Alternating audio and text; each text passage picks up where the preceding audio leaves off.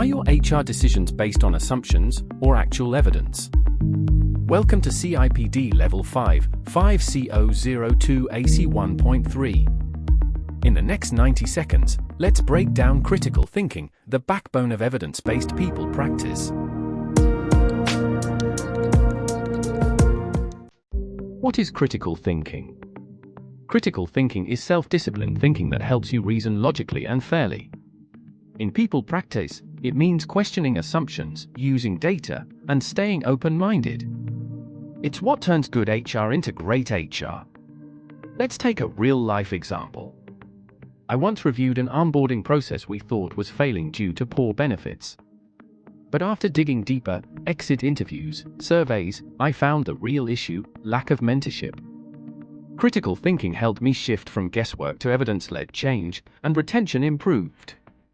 Evaluating others' ideas objectively. It's not just about your own ideas. When a colleague suggested remote hiring, I was doubtful.